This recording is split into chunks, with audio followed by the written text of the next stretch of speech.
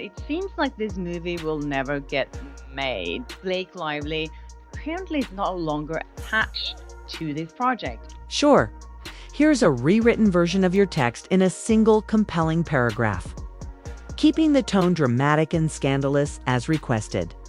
Blake Lively is absolutely spiraling after Hollywood abruptly canceled all her latest projects, thanks to the explosive chaos she's unleashed over the past 7 months. From courtroom theatrics to a collapsing career, Blake's fall from grace is starting to mirror Amber Heard's dramatic downfall. It all seemed like a victory on June 10, 2025, when her legal team declared a clean sweep win in her lawsuit, parading her around like some sainted heroine. But that fairy tale lasted exactly 24 hours until her own husband, Ryan Reynolds, detonated the truth with one cold, captionless Instagram story. Justice isn't a Netflix script. Directors don't cast judges. It's just 11 words, no emojis. No fluff, just pure PR destruction. If your own husband won't stand by your story, maybe the story was never true to begin with. Blake didn't just win a lawsuit, she allegedly bought her way out, playing courtroom Monopoly with shady hotel meetings, $1.2 million payments to Judge Alan Lemon's conveniently Hollywood-connected brother, and a shadowy consulting firm that screams money laundering. Insiders, including a now-resigned assistant, say Blake's PR team made for secret, undocumented visits to the judge's chambers right before the two most damning claims were dismissed claims that accused Blake of hijacking creative control of the film and hiding secret financial stakes. Baldoni's team brought receipts, emails, contracts, timestamps, but the judge waved them off, calling them not specific enough. And just when Blake thought she'd buried the evidence and won the PR war, Ryan dropped the mic and nuked the narrative. Turns out, justice isn't just about winning, it's about what happens when someone close enough to know the truth finally decides to speak up. Let me know if you want this broken down for a video script or formatted differently. Absolutely. Here's the rewritten version of your latest passage, merged into a strong, dramatic, and flowing single-paragraph format, keeping the scandalous and emotionally charged tone intact. Before most people even had their morning coffee, Ryan Reynolds dropped the Instagram story that shattered Blake Lively's meticulously built illusion. No drama, no flames, just cold, calculated truth in 11 devastating words. It didn't just break the narrative, stomped on it, lit it on fire, and threw it off a cliff. And Blake, she didn't take it like a professional, far from it. According to insiders, she went nuclear at precisely 8:43 a.m. during a crisis strategy call, unleashing a meltdown so loud it reportedly left her team in stunned silence.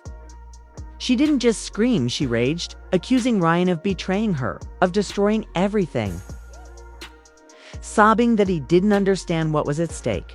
But what exactly was at stake? Her fake producer credit, her Hollywood image, her freedom. Because if one cryptic Instagram story could unravel her entire defense, maybe it was never solid to begin with. Okay? And the fallout, swift and brutal. By 6 p.m. that same day, her crisis PR firm Fenwick Collective officially dropped her citing a fundamental breakdown in client transparency. Translation: she lied about everything. The hush money, the unrecorded courthouse visits, the sketchy $1 million payment haul, hidden from the very team trying to protect her. They thought they were defending a woman wrongfully targeted. Turns out they were defending the lead actress in a real-life house of cards in just 24 hours. Hey, Blake's shiny courtroom win morphed into a flaming PR catastrophe.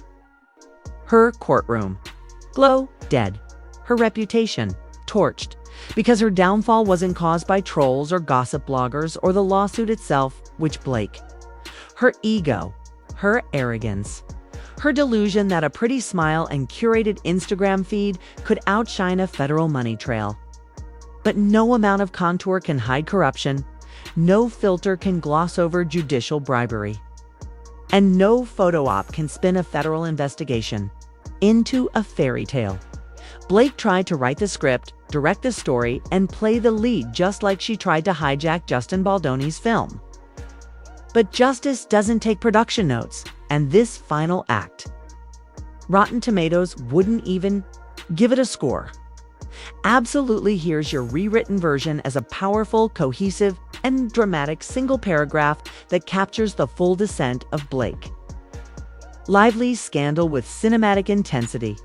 2 million was quietly rerouted to a judge's brother. 4. Covert courthouse meetings in under 10 days. A judge who casually erased 2 critical claims with a flick of a pen. A PR firm that fled faster than a sequel to a box office bomb. And Ryan Reynolds, breaking his golden boy silence with one chilling Instagram post that cracked the illusion wide open. Blake Lively didn't just hijack a movie, she hijacked it ends with us in the most literal, destructive way possible. This wasn't just creative collaboration, it was a hostile takeover. Justin Baldoni had been shaping this film since 2017, pouring years into development, hiring, licensing, and building something deeply personal, a story about trauma, healing, and domestic violence. Then in late 2022, in waltzes Blake, fresh off hiatus, climbing up with an executive producer credit and demanding full rewrites to make it more flirty and yummy. Yes, those were her actual words. She proposed romantic rooftop scenes, turned key moments into brunch banter, and treated a survivor's narrative like a Hallmark rom-drum. She didn't just change lines, she tried to erase the soul of the story. Worse, she used her celebrity status to strong-arm Baldoni behind the scenes, spamming him with voice messages, dragging in her Hollywood dragons like Ryan to pressure him in private meetings, and ultimately threatening to withhold promotional support unless she was granted full PGA producer status, a title she didn't earn but wanted for power. Then came the narcissistic PR blitz, demanding front and center placement in marketing, trying to scrub Justin's name from press listings, and melting down over wardrobe because a jacket didn't scream empowerment loudly enough. And when all that failed, she went nuclear, falsely accusing Justin of harassment during a choreographed dance scene. But the uncut footage exposed her lie, showing nothing but professional conduct.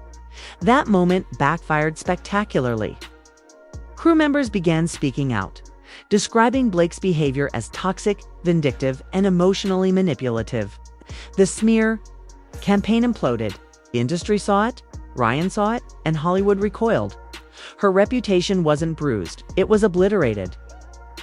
She weaponized false allegations, torched creative boundaries, and tried to gaslight the entire production into her delusional narrative. And the fallout. Swift and total. Her so-called comeback project, My Husband's Secret's Gone, 8 years in development, scrapped. Her Netflix special Conversations with Courage, quietly yanked before its July 2nd premiere. Integrity. Please. Her keynote speech at the Greenwich Film Symposium about storytelling and empowerment, canceled without explanation. Hollywood didn't just walk away, they deleted her. PR firms have blacklisted her. Studios refuse to touch her, and streaming platforms are scrubbing her name like a virus. She's not risky, she's radioactive. And just when it couldn't get any worse, Baldoni's legal team filed a Rule 60B motion on June 13th, seeking to overturn the original ruling based on new evidence, meaning Blake's legal win might not just crumble in the press but in federal court. Diane Reiner, the assistant to Judge Lemon, resigned and dropped a bombshell for secret meetings, hush money. And her boss's cryptic line, "It's bigger than both of us," with courthouse logs, confidential emails, and the $1.2 million payment trail pointing straight at corruption. The New York Commission on Judicial Conduct launched an investigation. And now a federal liaison is reviewing the entire case for transfer. Blake Lively thought she could control the script, the story, the court, and the spotlight. But in the end, all she produced was her own downfall written in betrayal. Directed by arrogance and performed for an audience that's already left the theater. Absolutely, here's your rewritten version in one powerful, dramatic paragraph that maintains the intensity, clarity, and scandalous flair. $2 million funneled through a PR team's shell company. Then, poof. A judge miraculously rules in Blake Lively's favor. If that doesn't scream judicial tampering, nothing does. Now, even the state's struggling to keep a lid on this Hollywood-turned-courtroom circus.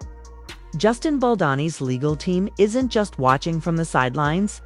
They've filed a fresh complaint under New York penal law, accusing Blake of indirect bribery, fraudulent concealment, and outright tampering with the judicial process.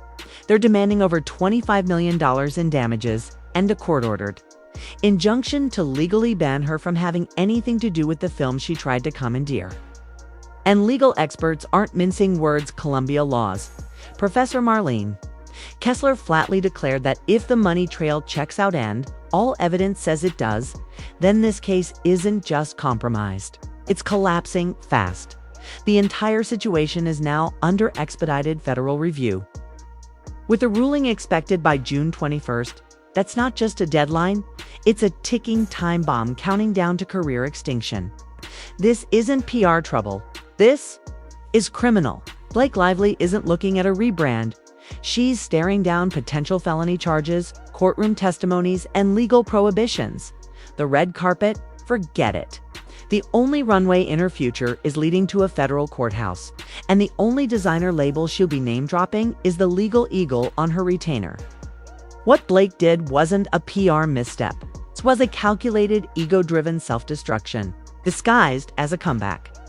She tried to bully her way into a producer title, twisted a trauma-centered script into a vanity project, played victim when challenged, and allegedly bought influence when all else failed. And through it all, her own husband, Ryan Reynolds, blew the whistle. He didn't just step back, he detonated her defense with one cold, precise Instagram post.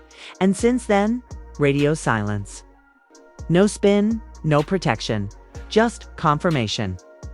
When Hollywood's king of banter goes quiet, it's not shade, it's a verdict. Now, Blake's falling alone, no PR firm, no Netflix deals. No film projects, just a swirling legal hurricane with global visibility. From Met Gala icon to industry exile, she didn't just burn bridges, she napalmed her career. She had the chance for a graceful return, a second act.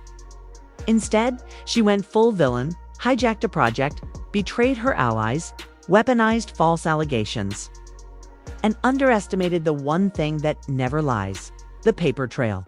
The final act, it's coming. And if you thought this was explosive, what's about to drop might just bury her career for good. Hit subscribe because Blake Lively's final curtain call is just getting started.